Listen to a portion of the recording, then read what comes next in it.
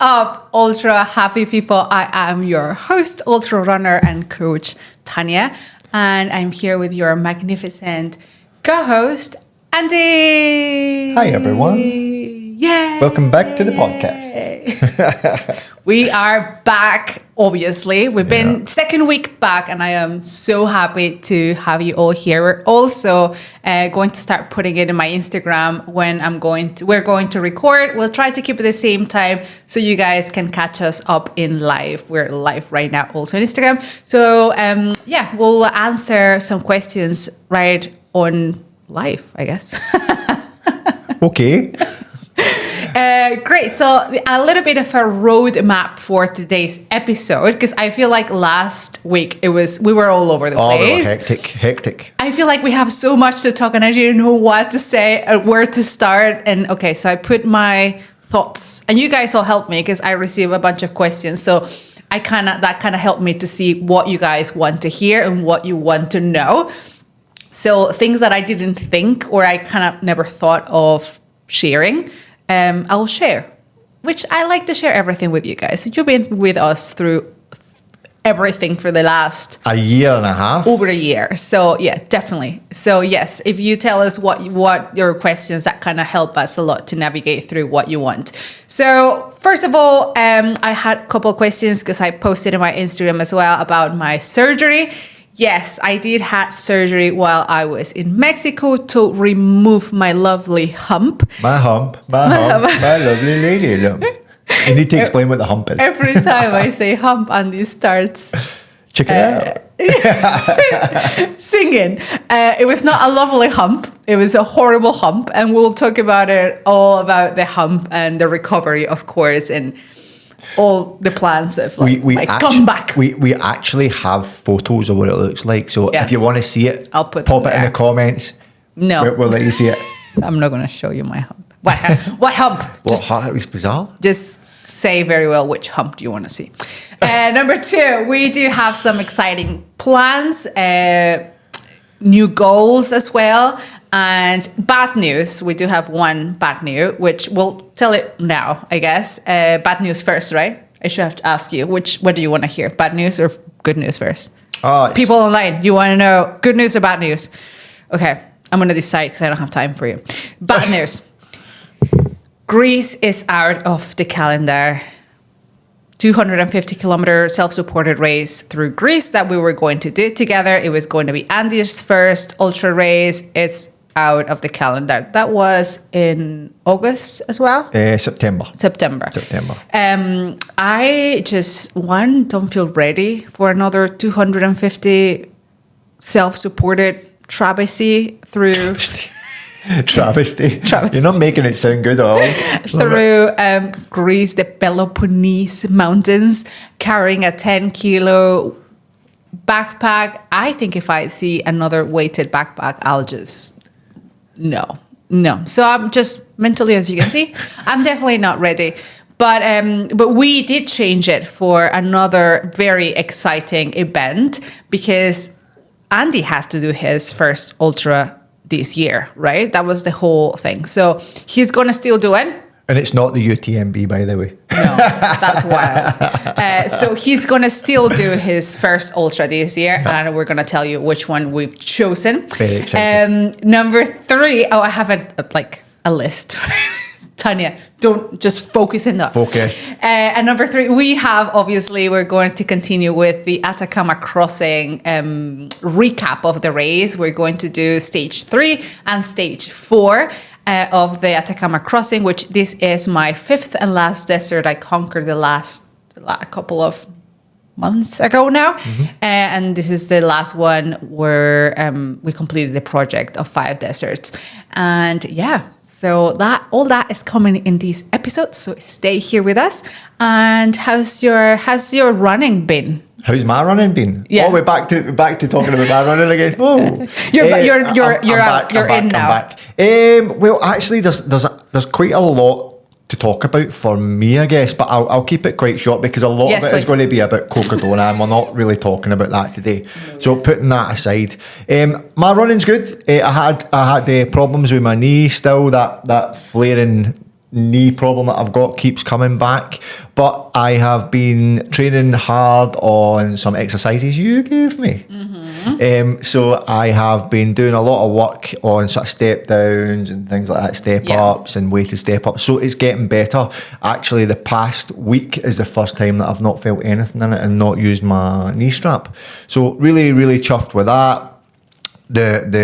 I must admit, I'm a little nervous about the ultra that we've got coming up, that we're talking about the plans, but I'm kind of getting that straight in my head. I'm using runner's math to kind of figure that out and make sure that I can get it. Yeah, but not good. I'm back to. I feel like I'm back to some kind of normal. This week we were up in the mountains, which I'm sure we'll talk about later, which felt really good. I missed that. I missed being out. I did not have fun. And I found myself that I was.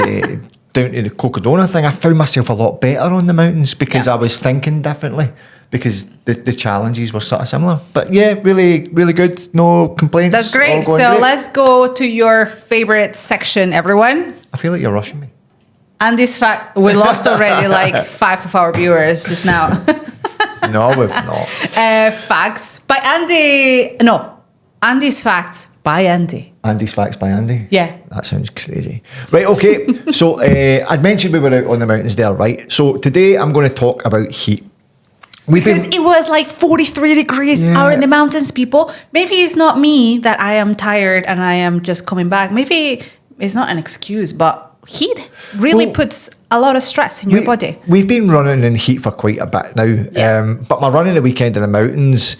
I really felt it. I wasn't really sure why. So you had mentioned about at night time when we were actually camping out. So oh my God, we had our first camping experience, y'all. Oh my God. You have to go to my Instagram. I put it there. It was like we just drove the car. That's why we got a big car when we decided to buy a car here in the UAE. And we just bought, this is not a commercial, but we bought for Timur, like these like extension kind of thing for the back of the car, and then we just put it in there, and then we just bought a couple of chairs. And the idea was that because in summer you can only hit the mountains where it's like super early, like 5 a.m, and we are not going to wake up at 3 to drive an hour to get there at 5. So I was like, that's not going to work. So we need to camp the night before. We can do a light hike or whatever, and even on the night before, the day before, and then sleep overnight there, and then wake up super early, and then you're right there. You don't you have that extra hour or two of like getting ready and driving and all that. So that's why we're in the mountains camping. So but I remember the day after we were running, we were so thirsty and we were talking about it, and I'd said I've never felt like that before. It was so hot at night, and you'd mentioned about the sweating at night. Well, camping, that we lost a lot of water, and it made me think. So that's why I want to talk about heat. So heat and heat, and some of these are actually a bit not a bit interesting. I think these would have been good before I went to the deserts, not right now. But okay, but we'll forgive you. It's summer, So right, so you can train your body to handle heat fast. So here's something wild. Your body can start adapting to running in the heat in just 5 to 10 days. We're talking more efficient sweating, lower core temperature, and even a bigger plasma volume that means better blood flow and less strain on your heart, says a study in Garrett LA in 2012. So, from a runner's takeaway, do a week of hot runs or finish your workout with a sauna sit. It's a simple way to level up your race in a hot climate, even if you're training somewhere cooler. That is correct, people. If you want to level up, go leave those cold baths or ice baths to the side. And if you want to increase your endurance, get better in your VO2 max and your performance, you need to be friends of the sauna. Or if you don't have a sauna or heat climate, you can do also a bathtub or just like a really hot hot exposure. So it can be also so just can be a bath as well. That also works. Okay. Number 2, dehydration won't crush your legs, but it might cloud your mind. So this is interesting. Here's the myth buster. Losing up to 2% of your body weight in fluids probably won't tank your pace, but it will mess with your brain. Studies show that your decision making and reaction time take a hit, which means bad pacing, forgetting to fuel, or skipping aid stations are extremely common when dehydrated, which is shown in a study in Chevron and Kendrick 2014 Sports Medicine. So, practice running a little thirsty, but make sure you can still think clearly, and that is the sweet spot. Exactly. I agree as well. I mean, your brain is a lot of water. Yeah. So if you don't have the water, the hydration to kind of like get those connections. Yeah. But I think what happens is we know now from previous Andy's facts that water dehydration also contributes to cramp. Yeah. So it's not 100%. We don't know yet where the cramps are coming. Well, there are studies that say, I mean, you can find studies for one against the other and everything, but there are studies that say that it connects to cramp because your body's not getting that. We don't know 100% water. Yet. We don't know 100% yet. It's like 50-50. Some people it's say not yes, 50-50, and some anyway. people say no. So, yeah. Okay, the heat doesn't make you slower, it just feels that way. So, ever feel like you're dying out there, even though your pace looks normal? That's real. In hot weather, the perceived effort of your pace can shoot up by 20 to 30% thanks to your rise in core temperature and the strain on your cardiovascular system, which was shown in a study in the Journal of Applied Physiology in 2014. So forget the watch, run by feeling the heat, trust RPE over pace or splits. It could save your race. I think even if you're not in heat, I think you should always run by RPE. I mean, my humble coach opinion, I train my athletes, I always do RPE anyways. It's just the best way. Because it can be a heat, or for women you can be in your period, or for men you can be tired because you had a bad night. It's just always by RTP. It's just better. So explain what RPE is. Rate perceived effort. So what are you feeling like that pace? It's like how you feeling that pace or that that pace. So there is a rank. I can put it here as well, here, guys, for you can read it. So there is like a little table, and then it says like if you are going in a zone 2, kind of how people call it, you will be running out and you can talk, and it's like the sweet spot, and you can have a total conversation or even sing a song without being like breathless. And then the next kind of like level is with your breathing is a little bit more elaborate. You can do 2-3 words and kind of like start gasping for air a little bit, and then goes to, okay, you cannot even have a conversation and you're like totally out of breath. So that's it's kind of more commonly known as zones, isn't it? A lot of people call it when people zone. do it by watches, they call it like more zones. But yeah, it's RPE, and the best way to measure it is by the way that you are feeling but breathing. So if you can hold a conversation or not, kind of can be a good method to measure it. Next one, ice isn't just nice, it's a secret weapon. So cooling yourself before or during a hot race can give you a serious edge. Whether it's an ice vest or slushy drink or a soaked buff around your neck, these can stretch your time to exhaustion by 15 to 30%. And that's not small. That was shown in a study in the British Journal of Sports Medicine in 2015. I think that's use your long runs to test cooling strategies. Yeah, that's the first thing I told you when we came back from that horrid, super hot run on Saturday. I was like, we should have done the bandana thing with ice. We need ice because you need to just try. Yeah, and we've done that before and it really works. We've done it before, yeah. Okay, and the last one is heat training pays off in cool climates too. So here's a twist. Training in heat doesn't just make you better in the heat, it actually improves your performance in altitude and cold too, thanks to plasma volume and cardiovascular gains. But training in cold or altitude won't prep you for the heat in the same way. Yeah. So that is in the Journal of Applied Physiology in 2010. So don't skip heat work, even if your big race is in the Alps or a cooler trail zone. That is correct, because heat will increase your plasma volume, which is like the oxygen level in your blood, which obviously the bigger plasma, the more oxygen your muscles have, and you can endure and maybe be a little bit faster as well and just feel better overall. So yeah, exactly. And that is it. So that we're kind of blessed now that we moved here, because now we have like, we don't need to go to the sauna or anything. You just need to go out and walk for like half an hour. Maybe that's why the UAE has such a good endurance athletes. Like when we just moved here and we did the first couple of runs or even races, I realized the level here is high. Like these people are just hardcore endurance athletes, like top level.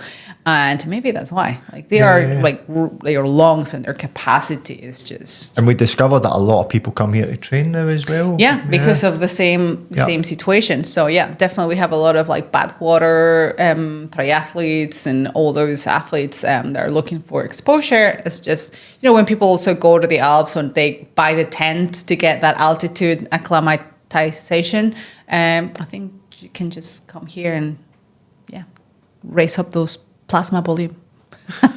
There you go. There you go. So let's dive right away into the Atacama recap chat. We ended up last episode with day 1 and day 2, and today we have day 3.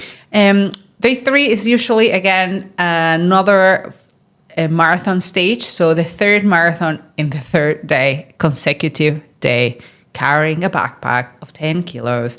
And maybe by day 3 it's a little bit lighter. I mean, to be honest, maths would show that it's a little bit lighter because you already ate 2 days of food and nutrition of the run.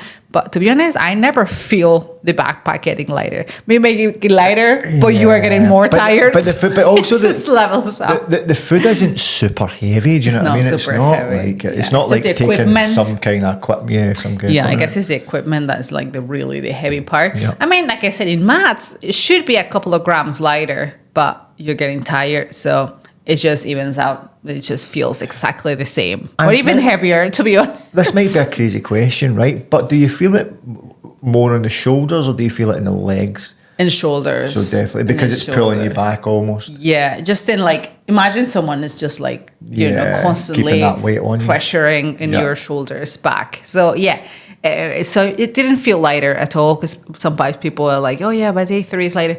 I mean, by paper, yes, but not in feeling. But I think by day 3, everyone's kind of falling into their paces. If we remember right, day 1 and day 2, Tanya decided to go out too hard for me, right? So I was just day 3, just going out there and waiting to see when I was going to explode in a million pieces. I was just holding in there tight for dear life. I knew I was getting into dangerous zones, but I didn't want to leave anything in the tank any day, and just to see how much I can push. And so I was really looking for day 3, and day 3 was a great company. There was a really long voting flat. I mean, compared to the day before, which is one of the most beautiful days I've ever seen, it kind of all that came down to the valley, which it was just flat. And there was another runner that was with me. There was another girl from Spain. I'm not going to tell her name. What if she doesn't want to be exposed? But she was since day 2 and day 3, and I think day 4 as well, with me. And she very, very politely asked me if I minded that she was right behind me, because since day 1 or 2, she was right behind me. I think she found my pace really good, and she was like, well, I'm just going to hold into her. Or maybe she was just waiting for the moment that I died so she could take over, which probably that was her strategy at the end of the story. And that kind of worked. But she was day 3. She was still behind me, behind me, not a little behind, really behind me. Again, she asked me every day, and I was feeling good. And I actually appreciated the company that day, because like I said, it was a very long boarding section, and I was kind of feeling okay. So we kind of cruised down I think most of the day together until she kind of fell back. But those 3 days I was able to stay in front.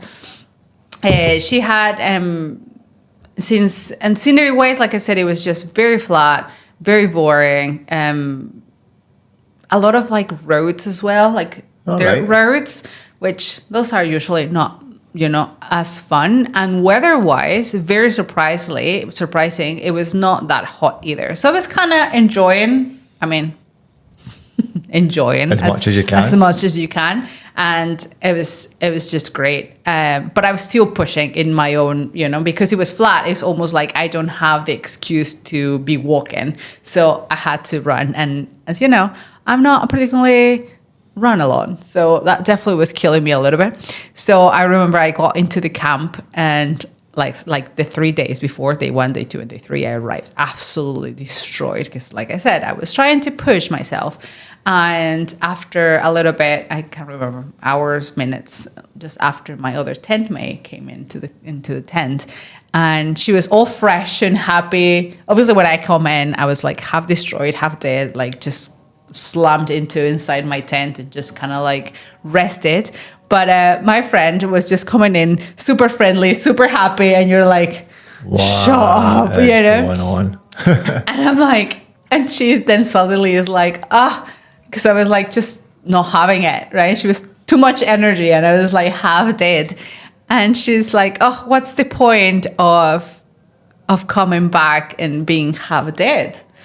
And it was funny because then I replied, like, what is the point of coming and arrive here half like all fresh and happy? Like, it's like almost nothing. You're not doing anything. Yeah. Like, you're coming here to play and you want to push hard. Like, it's not a walk in the park. So see for myself and the listeners, going to paint the picture of what it's like in the camp at that point, because that's day 3. Day 3, yeah. Yep. So that's people have been through 3 marathons now ultimately. So what's the camp like? I think it started like to get a little bit quiet. I mean, it depends. The group's already formed, so not groups in a bad way, but everyone starts, finding their friends within the group. Or there was for example, a lot of Spanish people from Spain. So they had like a real little like group together. You can hear them, and they were like, they had so much energy and they were dancing. I mean, probably I would have been with more energy if it was my one and only desert again. But I find myself, this is desert 5 people. I am tired from everything that we've been through.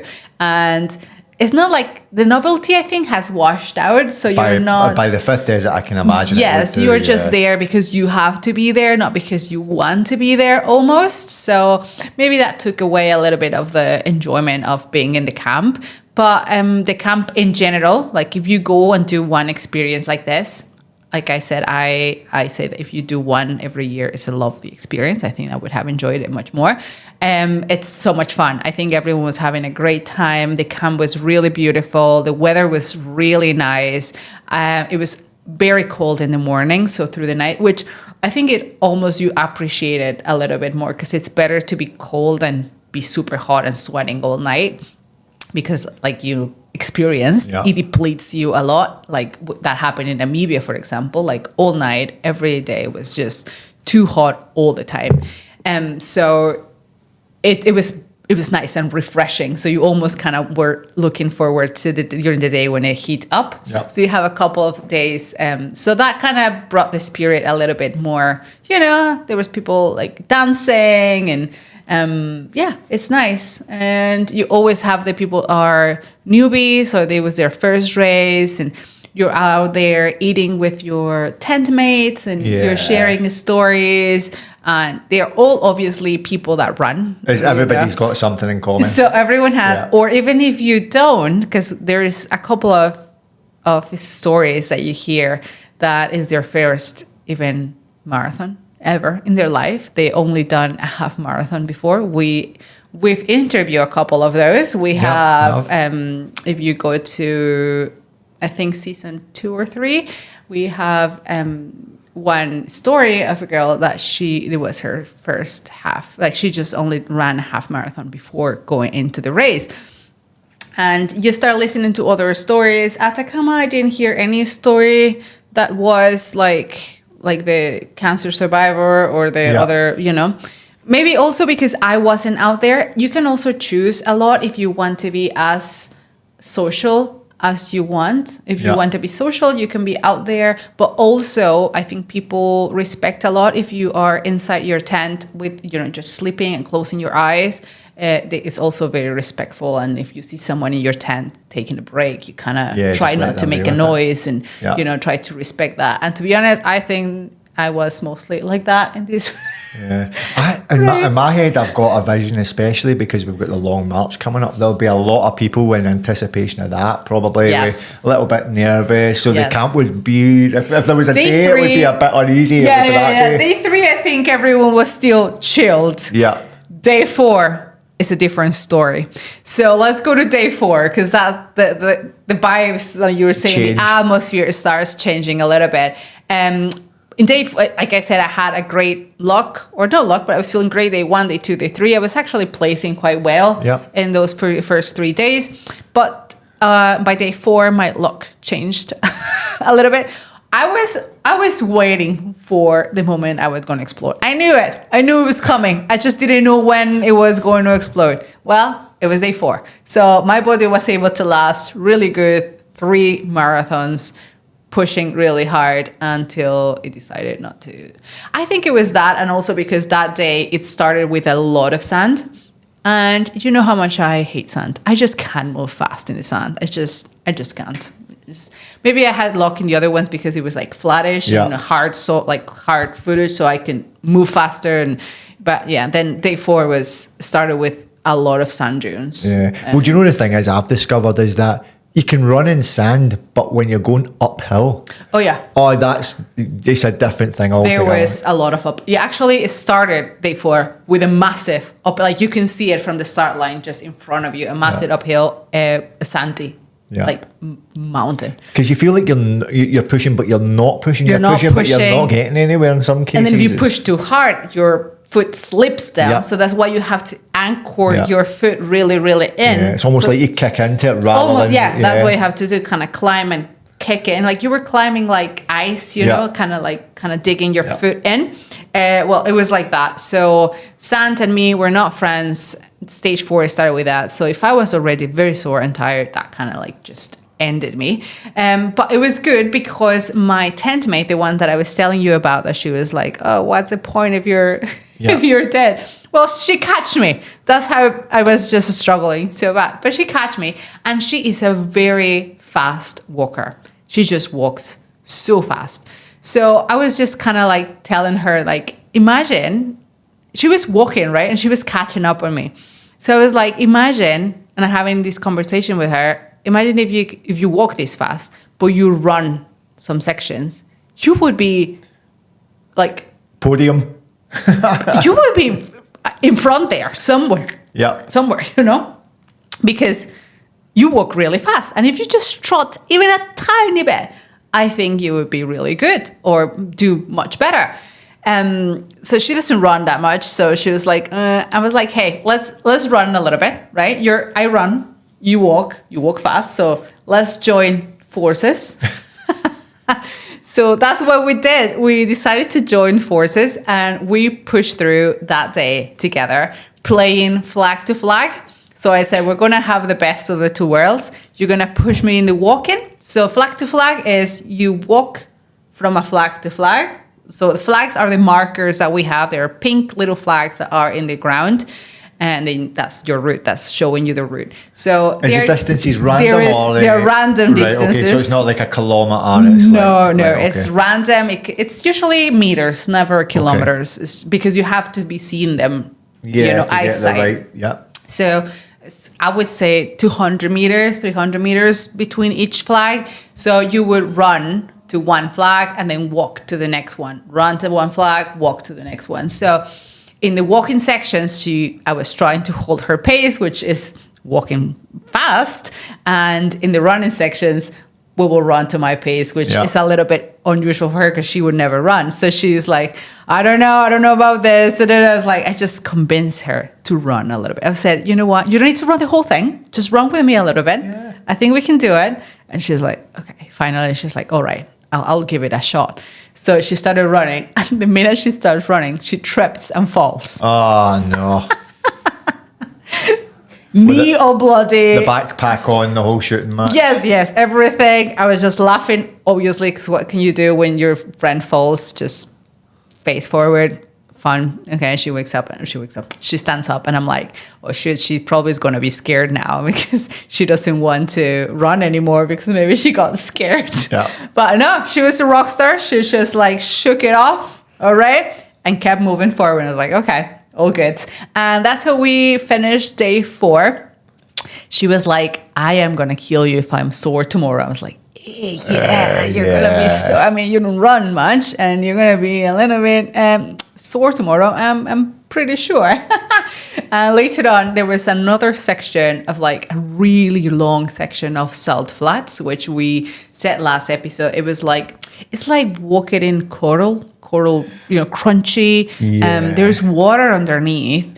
But you're running in the top and it's crunchy your and foot sinks into it a very little. uneven, Yeah. and your foot sinks because it's uneven. It's just like corals, and then you stand on them. Some of them would hold your weight, but some of them wouldn't, and then you would just like fall into it. And there was one that my leg went in all the way to my knee. So she was walking, we were walking, and she was walking in the front of me, and my foot just went all in. I gave a little bit of scream, and she's like, "Oh, you're all right." And I'm like, actually, I said first, yeah. And then when I realized I couldn't pull my leg out by myself, I was like, no, can you come back? Please come back and help me. So she had to come back and literally pulled me out because my leg was absolutely. It's also like mud, so it's not like that easy. It's like the bogs in Scotland, is it a little bit? It's like a bog in Scotland. Right, Yeah. Okay, got so it. I did needed help to get out of that hole. So that was funny. So that was another like good laugh that gave us a little bit of laughs for a while. She was just tripping and falling, and me, I'm just stuck in the mud. So it was good to have a pal during that But stage. it just shows you that actually in those races, having so many different terrains, how you need to tackle different things. It's that problem solving we always talk about, isn't it? And thank God you had somebody there to solve your problem. I would have needed to wait until someone, or probably I had to like crawl to pull my weight out of that hole. I don't know. I was like, yeah, please come back. Help me. It was super funny. But that gave us a little bit, a bit of boost of energy. Those laughs, those good times kind of definitely mentally wise helps a lot when you're just laughing. And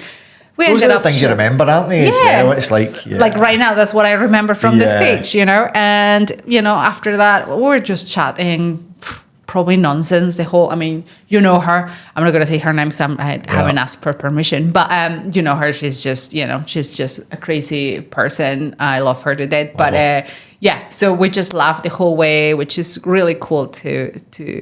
And we were just thinking like, oh, how cool is to finish this stage together? Because after she's done the other 4 Esters as well. So I said, how cool is, and we never finished together because we have different paces, and so it was cool to finish that day together.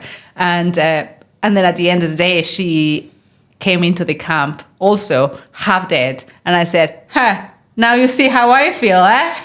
You pushed a little bit hard, and she loved it. She loved the feeling of feeling tired, not super exhausted, but just tired, just the right amount of that sweet spot. Yes. Yeah.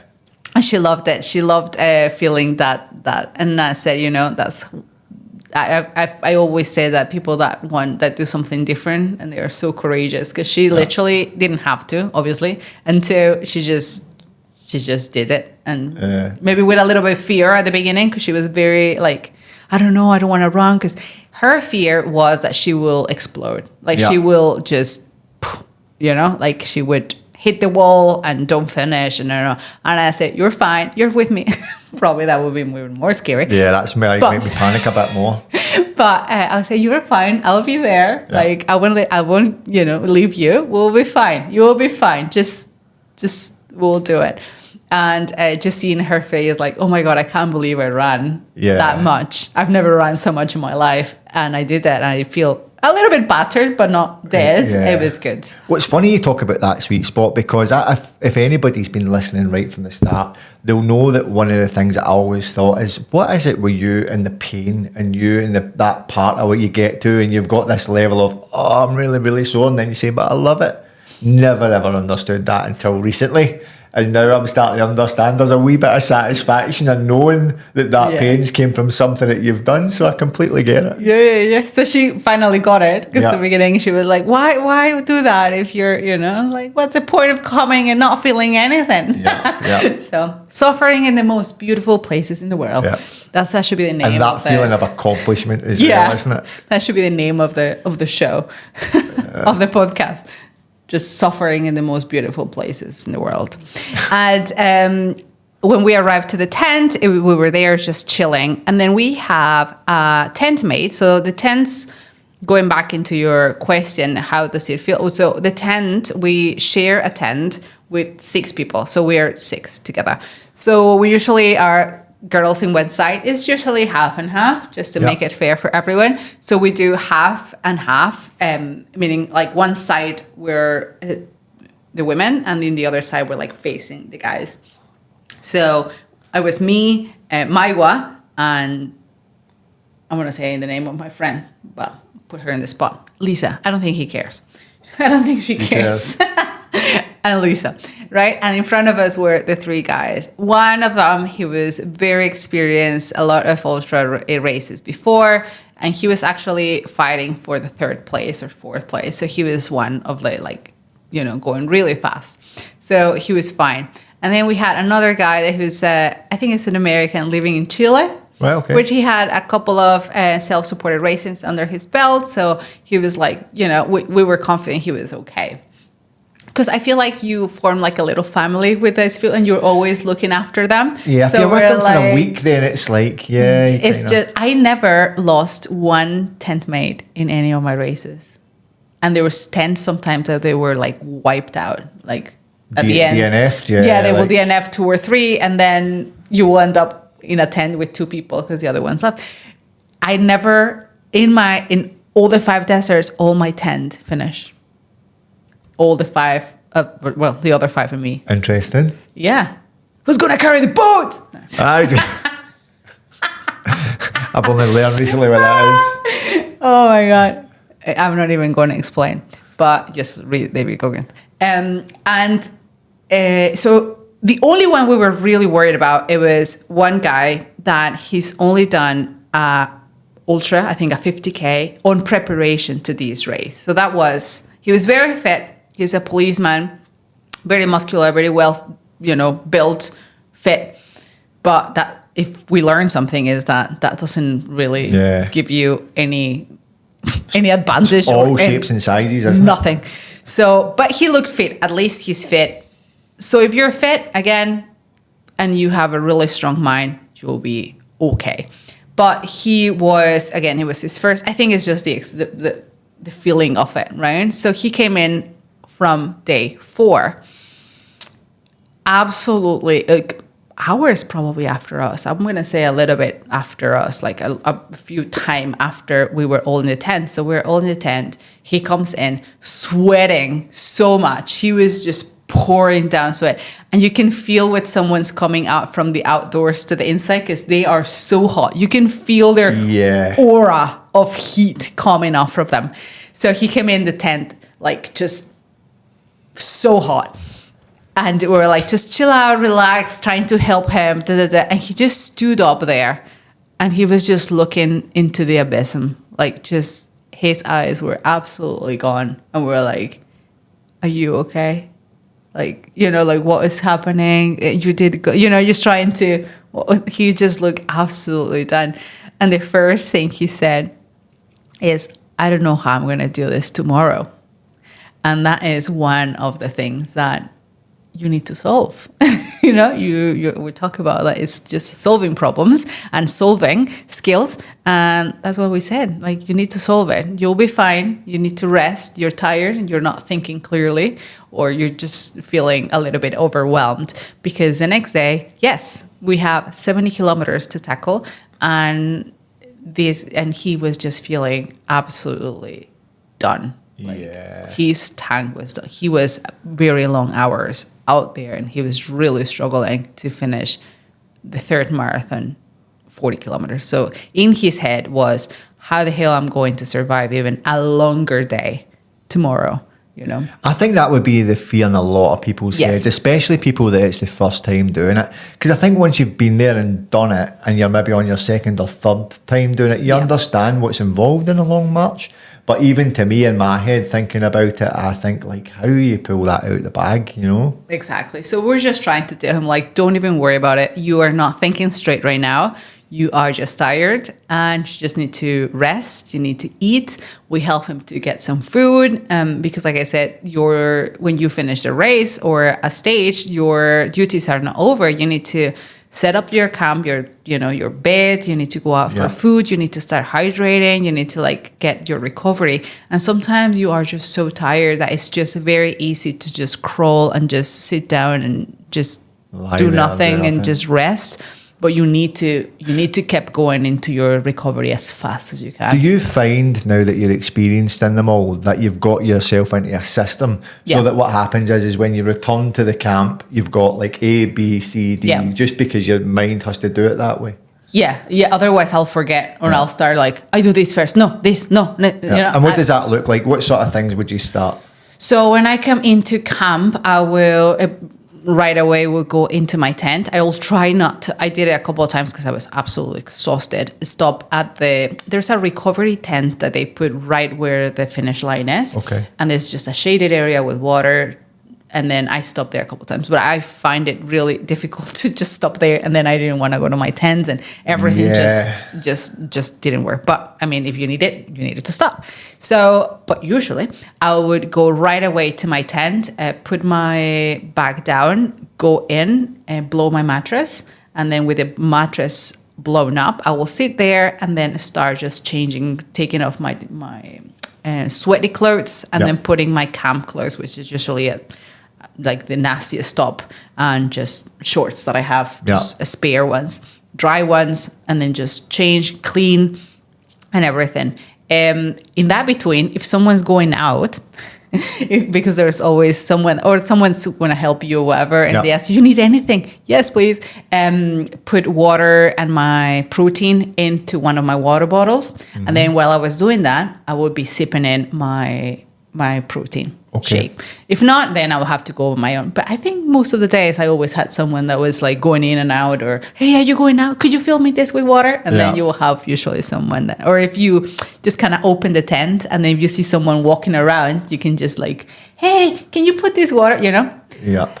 Good things about being a woman. No one's going to say no to you. So you just and then pretty smile. And then after you do that, are you straight into food right away? Will you try? No, and then I chill for a little bit because I'll probably be a little bit dead. So I want to put lay down, just feet down, just close even my eyes a little bit and just kind of like cool down. If you stop moving, you will cool down eventually. And then now with dry clothes, that helps a lot. So just cool down for a little bit until I am hungry. If I have food left of that day that I didn't eat, food, not gels, like nuts or a candy, or I will have my Takis in there.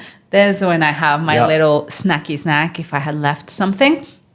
If I didn't, well, then until you start listening to your stomach ruling, then I think that's time to go. But I do a little bit of food. So I do one big portion. So I split it into one. In this one, I had to also depends at what time you come back to camp as the other ones. In the other ones, when I arrive really late, I will have to eat all my meal because I was already like 7, 8 p.m. by me. So I would need to, in this one, I will come back at 3, 4. So I would have a meal and then again, chill. You can do, rest or whatever. Yeah. And then you can do a second, the other second half and the evening 6, 7, and then off to bed. Okay. So that was usually my... So it's and then cure your blisters. That's very important as well. But before going to bed, just punch all your blisters. Yeah. I will let my feet air dry. Just put my socks or don't tape anything. Just let everything, even my back. My back was in such a state in this race because I was running more than usual. And then it got really, really shaved and rubbed and everything. So I will patch it in the morning. So in the evening when I'll come back, I will take off my patches and just let my skin just breathe a little bit. It was very painful and clean my wounds and everything. So yeah, one of my advices would be just punch. Yes, drain your blisters, but don't tape them. Just let them dry. You will find that some blisters, they dry so much that the next day you don't even need to tape them anymore because they are already like dry and nothing to worry about. Yeah. So it was kind of. So after that we received our last tent made, and we kind of like help him. It's also, he was making a comment because if you know my one, me and even Lisa did 4 of them. My one, I were doing the 5 deserts. And he almost was like saying, oh my God, guys, I don't know how you guys do it. Like I am going to need, he's like 6 months of recovery after this. And you are like, you've done one after one after one. And I think we never realize that. Or you do realize, but you never see it that way until someone kind of puts it in that perspective. And he was like, I don't know how you guys are doing. And I was like, no, you do the other one in 6 weeks or in 4 weeks. And he's like, there is absolutely no way I could do that. I was like, I don't know. We've done it 4 times. We're all right, you know. Yeah. But you never think about it that way until someone, you know, he was like in awe of like the 3 of us that we've done 1-to-1. But then everybody's experiences are different. And actually, if he goes back and does other ones, he'll eventually have the same conversation with someone else as you're having with him. Again, also because I think his recovery time will be a little bit longer because that was his like first or second ultra ever in his life. He decided, which also, by the way, if you're trying something so scary and so big, something like that, I was like putting in perspective. I was like, after these, everything is going to look small for you. Yeah. I mean, you survived hell. Yeah. So that's the other good perk about just jumping really in and really high to dive in. To be honest, he had no perspective. He had no idea. So he went there and just, you know, wished for the best prepared as he could be. And I think that's the best way to do something just the first time. You have no expectations. He would have no idea what you signed up for, what you're waiting for. You have no idea. So, you know, I think it's even better if you're very scared to do something, just go like to do something really even more difficult, because then the next ones you will be like, oh, that's not too bad. Yeah, we've talked about that on a previous podcast, and actually together quite a lot, is the fact that once you do these massive challenges, smaller things even in life don't become as big a deal, because you understand that you can solve the problems in such a difficult situation that when things felt so it'll be interesting to know if we should ask him to come to the podcast and tell us because I am intrigued now to know if he actually took 6 months recovery. if he actually, well, first of all, we need to know if he finished the long stage, right? Because right now you can just imagine him in the middle of a tent. We're all trying to like cheer him on. Yeah. He is just really, really worried that he would not have fuel enough to finish it. So next episode, I'm going to leave you with that. And we're going to discover if he was able to finish and how he finished.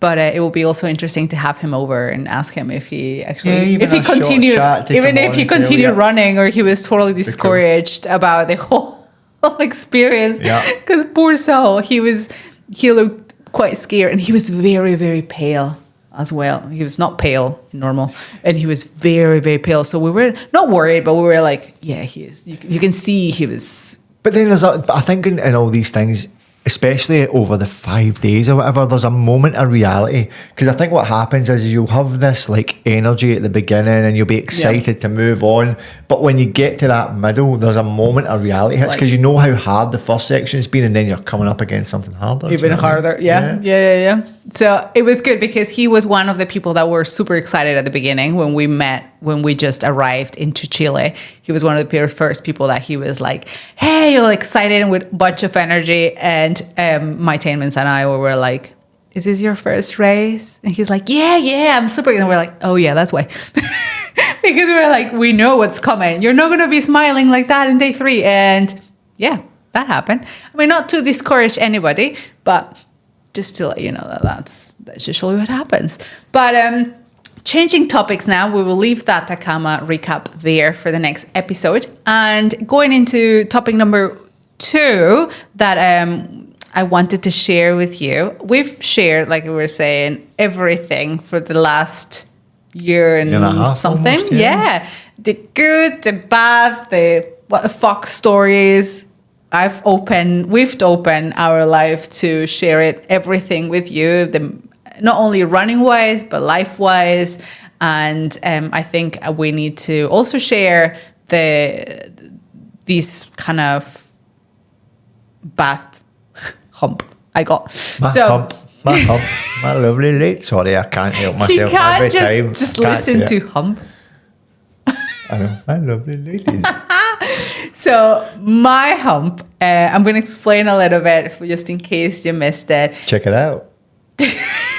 I should have danced. I know we should have done a dance. Too late because the hump is gone. It is gone. It's gone and it's never going to come back. So my hump was created by peaks of cortisol. If you missed the story, like I said, I will explain it really fast. Because of the extreme stress I put myself through the past year, I developed a cortisol hump. My lovely lady, love. On my back, which sits between my shoulder blades. I'll put there a picture as you can see it. And it's one of the things that I started researching a little bit in like why this happened or what is this causing. And it comes down to that women endurance athletes, we are very prone to developing problems with high cortisol because we have a lot more into the mix, like hormones and all that. And it could be a result of obviously the deserts, the 5 desert challenge. It could be also that I was obviously under fueling in every race. I mean, I am a large athlete, so I'm not a large, heavy athlete, which I need a lot of fuel to fuel me. And in the deserts, I was not going to carry all that food. So as you know, I was probably under fueling a lot, but I mean, you have no chance. I'm not going to carry 20 kilos of food. So I was under fueling, which that puts your body in a lot of stress. Obviously, this extreme environment, desert, heat, all that. Also, the lack of sleep, it could have been another reason. I was sleeping. You don't sleep very well during those races. Like I said, you share with 6 people. It's cold. You can hear everything, even though you have earplugs. It's just, I mean, it's a weird environment. You are tired. And sometimes it's really difficult for me to unplug from the race and then just you're worried for the next day as well. Sometimes you're like, oh, hell, I have 50 kilometers tomorrow, 70 or 80. So your brain is just... And the really interesting thing about it as well is that it's like an undiscovered topic. Mm-hmm. I mean, it must have been happening to other athletes, but it's never been talked about. I feel like even when we were researching it, you couldn't find any information.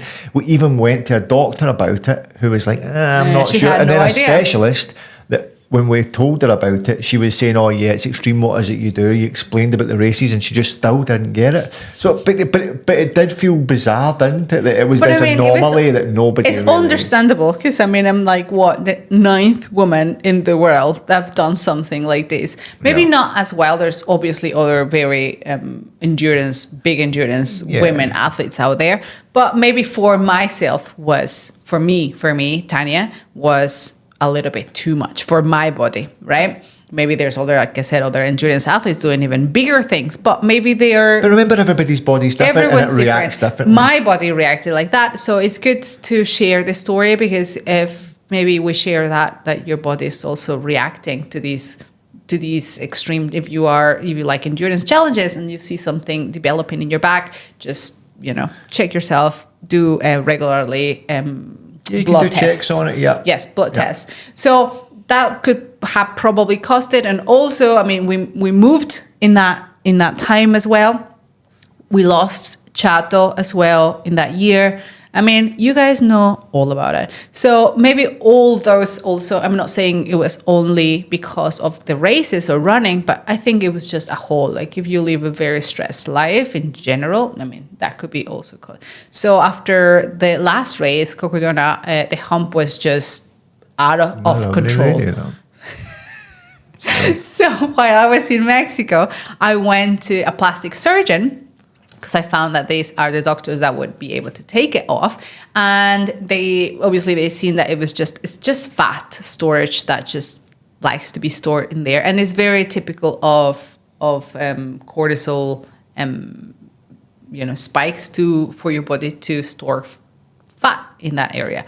And it usually can be removed with like a side liposuction treatment kind of thing. Like they just put a cannula, they kind of like vacuum it, and that's it. So we did that. We went to the doctor, and he started the procedure, and he realized that my hump. I'm not doing it anymore. I am doing it. That my hump was not a normal hump. So obviously, because it's me. So why things would be normal? So the hump or the fat was not like liquidy, like soft fat, like normal fat is. My fat had hardened so much, like it was like a hard ball. Like it was fibrosis. I would liken it to an uncooked hamburger. Yeah, that was after you seen the photo. But hold on. I'm in the part of the story where the doctor decided to this is weird. Oh, weird, yeah. This is hard. I cannot do the liposuction on it. It's not going to come out at all. Yeah, because even he thought it was strange. He said it was very strange. Yeah. It's definitely not normal. So because he couldn't vacuum it with a liposuction device thing, we had to go through a proper surgery procedure where he would have to open cut, take it out, the whole thing, and that was it. So that we booked that almost immediately the next day after I did my test and everything, because I would have to go under anesthesia and all that fun. And went into surgery to remove my hump. They removed a 7-centimeter long, so like this wide, and 1.5 deep. It was a lipoma, full of fibrosis at that point, and he had to go all the way down to my spine to just make sure he was removing all of it. And it was just like you were saying, when you seen the video, that's where it looks like a uncooked hamburger. Yeah. I'm not gonna put it here because it's freaking gross. Unless you want a picture, we can send you it. I was gonna say, unless you really want to see it, I don't mind. Just send me a DM and we'll sort you out with that. It just looks like a uncooked hamburger, a really thick one, and they had to check it because the doctor didn't like the look of it. It looked healthy, but it was not supposed to be hard. So, but the studies came back clean. It's absolutely, within normal. It was just fat, so nothing to worry about. I have a question. Okay. When you got it out and you spoke to the doctor afterwards, is there a likelihood that it could come back? I would imagine it's possible. He said it could, but he doesn't. He thinks he won't. Plus, now I know, I'm not going to do the same stupid things that I've done before. Well, you say that now, but give us another year. I know you too well. I know myself too well. I think all our ultra happy people know you too well now as well. I think that we're going to bring you back to that statement at one point. You know what? If you want to know if the ball comes back or not, just stay tuned. We will all figure it out together because I have no idea. The doctor said it should be okay, but they did have to literally dig a hole to take it all out just to avoid that coming back. So I was left with a little bit of a hump, unhumped hump. Yeah, it's like that deflated. Now it's deflated, but it left a hole in there. Although I'm sure you're not going to mention this. For the past 2 weeks, every time Tanya walks back out by a mirror, she just looks and goes, "Oh, look at my back! I love it." It's you've lost something. I had cosmetic surgery. Yeah. Okay, we almost gave it a name and everything. Oh yeah, it was so sad to just. We should have done a funeral for it. We shouldn't. It went through a lot of places with me. It was very sad, but true. I do have to say my back looks much better. I feel much better.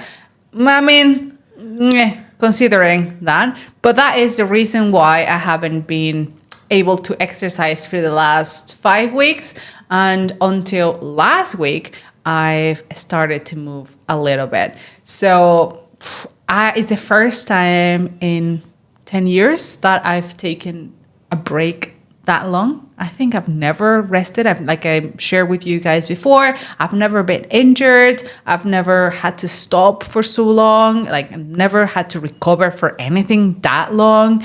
Maybe a week here and there, but never 7 weeks since Cocodona, and then 5 weeks from the surgery. And it's definitely taken a toll. Like it's difficult to come back. I am starting to move a little bit. Like the dumbbell, 10 kilo dumbbell is the heaviest thing I can carry at the moment. It's just you feel so weak, and it's been a very humbling experience. Do you find it difficult mentally? Because a lot of people talk about the fact that when they're coming back from an injury or they've been out, in their head they're so programmed that what they do is they do their run every day, they do the gym every day, and when you can't do that, then mentally you find it a bit tricky, a bit hard?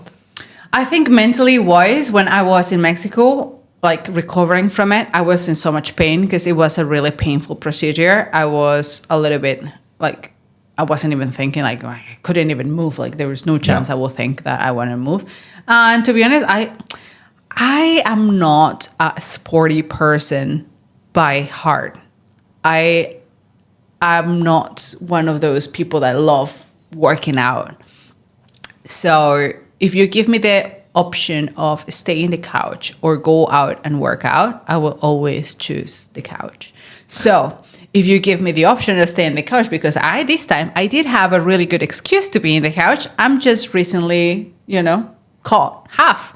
So for me, it was nice to have that excuse to be like, oh, I can't do anything because I'm just, I had surgery, I'm recovering. Yeah. But now that I don't have that, I have to push myself to kind of get out there. So you didn't feel it went on too long, but now you know it went on too long because you're struggling? Yes, correct. Now I'm like, oh, shoot, I shouldn't have. But to be honest, I did what the doctor said as well. I didn't take 1 day more or 1 week more than the doctor said. The doctor said in 3 weeks, I'm starting to move right on the dot. But I know myself, if I didn't push myself, it would have been really comfortable for me to stay in the couch. Like I wouldn't die if I didn't, you know, like mentally I'm okay with rest days. I'm okay with taking it slow.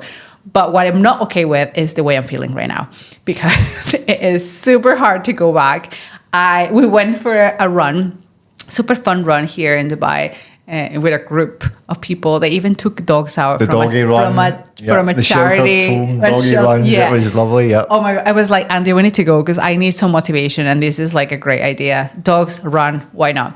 So it was an easy 5K, friendly, whatever. And I can't even do a 3 kilometer run. Like, man, and it's just humbling in the sense of like, who would have thought that me, this person looking at it from the outside, look at this person's done these crazy feats or these crazy races, or not only this year, but he's been running for 10 years and she can't even run 3 kilometers, like I was just laughing at myself thinking like that, how is that the same person that, that did all these things and now I cannot even, or even go into the gym. Like I said, it was, also, I understand or makes me remembered, or it was a little bit of a reflection that I had at the gym the other day when I was reflecting in, imagine how difficult it is for people that are really, truly starting. Like, I understand 100%. I was there, obviously, 10 years ago when I started, but I almost like you forget about it. But now that I'm kind of back in that box of like I'm starting again, I am secure in myself because obviously I have now, I have my box of like, achievements. Like I don't have to prove or show anybody, but when you're starting and you have nothing under your belt and you're just feeling like a failure, like, oh my God, I feel like I've done nothing and I'm just overweight and I can't do this. And you have nothing to back that up. I can imagine, because I was there, that, it's really difficult to be in that spot. And I do applaud. And that's why I always feel like those people that get out there and start anything is just the most courageous. And you felt it when you started running as well. Yeah, I talked about it before about having setbacks and not believing in yourself. And it could be one thing or another. It could be the fact that, I remember the first time that I done a 10K, I was loving it. And then next time I couldn't even do 7. And what you do is you reflect on it thinking, why is that? Have I not done something right? Have I not done training? But sometimes you can just have a bad day, which sort of moves on to like a bit more of what you've done. Yours been a long time, you know what I mean? But I understand the concept of it. So people, if you're just starting, if you are just coming back from injury or, you know, a long break like myself, mostly if you're starting, just know that it will get better, because I've done this before. I know for a fact that it will get better. You just need to keep consistent. As we always said, I think consistency is a part of the game. So don't go too wild. This game is the tortoise and the that is, you don't need to go fast and crazy, because then you're going to get injured and, you know, burn out yourself. You need to go nice, slow and steady. And that's what we're doing. That is my plan, to go back. Also because of all the crazy stuff that we had last year. And maybe it was the cortisol again or not. Or maybe it was the tacos that I had in Mexico. We don't know. I'll say, I'm going to blame it on the tacos. I did gain 6 kilos. I mean, I've always talked truths to everyone here, right? I struggled with my weight the last year just because, again, you're out traveling and you're doing these crazy feats and you're under fueling, then you come back and you eat, but you're not running that much. You're not training because you're recovering and you're going to get to... It's just a whole mess. Maybe I could have handled it better. Maybe. But I'm going to tell you something. I'm not going to be an athlete that's going to be coming back from these crazy feet and then be eating lettuce and veggies, and you know, like, you come back, you want to relax, you want to eat the damn pizza, and you know. So again, you've earned your prize, haven't you? So maybe it wasn't, because I've seen, and I know I could have done better, like come back, eat clean and all that. But listen, I'm not going to do that for a year when I'm having a really stressful time. Like I'm not. Maybe if you're a pro athlete and if you want to, yes, there's many other ways to handle it better. Yes, just before you get at that. But I think gaining 6 kilos overall through all that wasn't too bad. I gained 6 kilos and don't tell me it's muscle, because it wasn't. I lost muscle and I gained around 10% fat also overall. So also apart from, you know, all this, I seen my body absolutely destroyed after the whole year, and destroyed for bad. I don't feel myself, like it's just... And then I feel weak because obviously my surgery, but also I can't do anything right now because my surgery, I'm recovering. I have to take it slow, but also I feel the urge of going back to my normal self just for myself, because I just feel uncomfortable and it's just not me, you know? So I had to put a plan in place as well for that, because I was like, I need to stop it before... Because I also feel like progress, and we have to talk about this, it's not always linear. Like you're always going to be better and better and better and better and better every year or every time, or, you know. So there is setbacks, and it's not that this is a setback. It could be a setback in my, I don't know, my weight journey or whatever. Obviously, it wasn't a setback in my running journey, because I've accomplished so much more than you know, that is going up. But maybe my fitness or my physical being took a setback, let's say, because of that. So I think the important fact is to recognize it, which I did. And the second part is to put something in place, or something that works for you. I'm not going to come and tell you the magic formula to do it, because I think we always said everyone's so different and you have to kind of tailor it to yourself. But in my case, I know it's food. We don't eat particularly bad, meaning like I don't even like sweets, for example. I don't like you know, too much like sweet breads or pastries or cakes. I'm not a big person that likes those kind of things, but I am more of eating snacker, and I eat a lot. I think that's what I told my nutritionist. I think I have a problem of portion control, also because maybe I am used to be very active and my portions tend to be big because I am active. I'm usually training 2-3 hours a day. So obviously, you know, so when I am taken out of that routine, obviously you can't be eating the same amount, but obviously my brain wants to keep eating the same amount. And I think that was what I need to take it back. So the easiest way for me to tackle that was to hire this company that sells you the boxes that are pre-cooked with calorie counted, and sort of kind of follow that meal plan for a little bit. So that's how I am decided to take my fitness back. I think that is more difficult than any desert. You are starving. I am starving all the time. And I'm not taking a big calorie deficit. I don't want anyone to say like, oh, you're starving because you're too low. I'm starving anyways. If you give me 5,000 calories, I'll still starving people. Like that's not the case.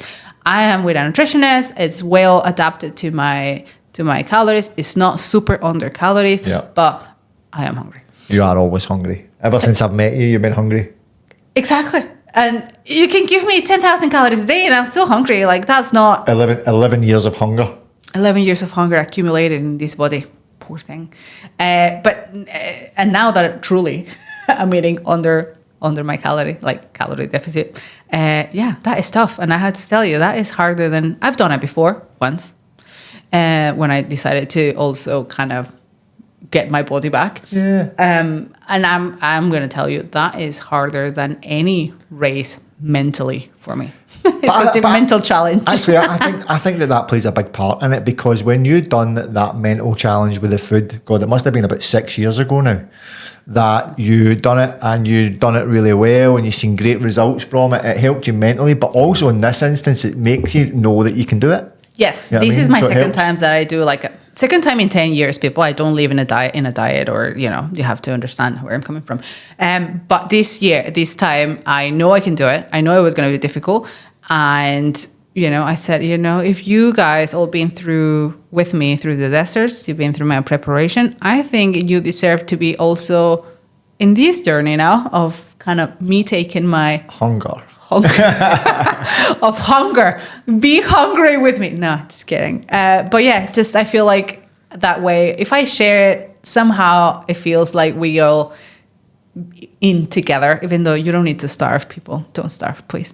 But yeah, if anyone's in the same boat, please let me know. I hear someone already. I can relate in the chat. It is just difficult. And also I like to do this before maybe a big project, because I know it's difficult mentally, and this is going to give me also the mentally strength that I'm going to need. This mental strength can be turned into your ultra mental strength when you are racing out there. You're going to be like, oh, I've starved myself for 6 weeks. I can definitely do this, That's what I was thinking multiple times. So not starve, but I've struggled, and I'm able to do difficult things. Thank you. Yes. So even if it's not, not everything is running, I think people go. I think also we are very into the Instagram thing, right? So you see all these marvelous people looking and doing crazier and crazier things, by the way, on Instagram. And then you see them doing, so well, but no one's talking about maybe the downside of it a little bit, and the just normal, everyday, normal struggles. The reality of it all. Yeah. And we normal athletes deal with it as well. So yeah, that's the new plan. So yeah, join us we'll give you updates so far. And I'll let you know how the mood goes, because I've seen Tanya hangry before. That word hangry. So far we've been, I'm putting into my Instagram, the box diaries. So I've been 8 days eating from boxes. I am 1 kilo down and 0 will to live. So that's how the numbers are so far. But what helps me as well while I'm doing this crazy thing, I think if I have a goal or a challenge, for me has to be running, because that's what I like, right? That's where it kind of helps me to put my targets. Since we took out Greece out of the calendar, we have a new goal, and that's going to help me That's roll, really pushing me to do all this. Roll. Is a good motivation. So I hope everyone's ready. Everyone's ready. Instagram people, are you ready? This is a big one. I'm so excited. This is a wild one, a wild card. Okay, everyone. We are doing. Everyone ready? If you're running, I think they're ready. Sit down. I think they're ready. I think we're ready. We are doing Burning Man 50K race in August. Ooh. Yay! 50K right now for me sounds utterly a lot because I couldn't even do 2 kilometers. So you all are coming with me, as I shared, with not only the fitness but the body journey and everything. We're going to Burning Man. Also because I do want to wear a couple of things that I do want to feel comfortable with myself. Yeah.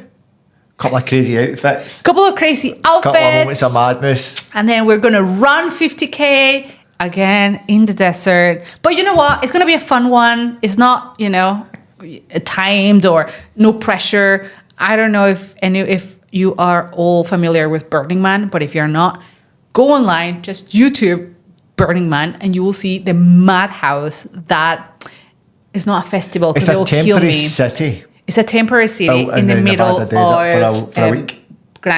Big Desert Canyon, it's called.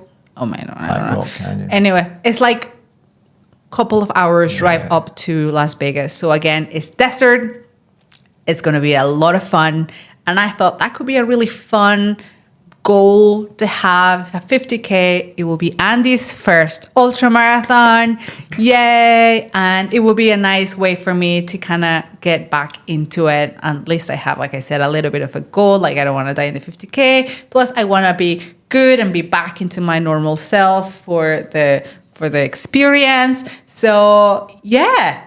Are you guys ready for this? It feels like a totally different thing for me, this one, because see with the Greece one, that was going to be a stage race, and what you're doing is you're doing the marathons, right, each day, and then you've got the double marathon. Yeah. But this is going to be 50K straight. Yes, and it's quite flat as well. Flat, so this is a big challenge for me as well, because flat ultras are actually even harder than like hilly mountain ultras. So it's going to be a good motivation for us all. I was even talking today about the runner's math, how I'm trying to make it work in my head. It's going to work. So it's going to be fun to follow our journeys to Burning Man 50K. My journey in the sense of I feel like I'm a newbie. I'm just starting from ground up, building up again. Yes, fair enough. I had a background, but it's not going to make it any easier. And Andy's journey into going into his first ultra ever, and how is he even having those mental, how we're going to solve the mental kind of runner's math that you have to. Maybe I have that already solved because my brain is already kind of good at that. But it will be fun to share it with you while I help you. Fun run to 50. That's what I said. Fun run to 50. That's what it is. He laughs because that's what I say. I feel really, I feel confident and strong in U50K. But that was like old me. Right now, I don't even feel confident enough 5K. People, I almost died Monday trying to run a 5K. So follow us in this new journey, because and then obviously after this 50K, we'll have other more surprises, and eventually we will get next year to Cocodona 250, and the objective in this year is to that, kind of build up again from ground zero to get to Cocodona.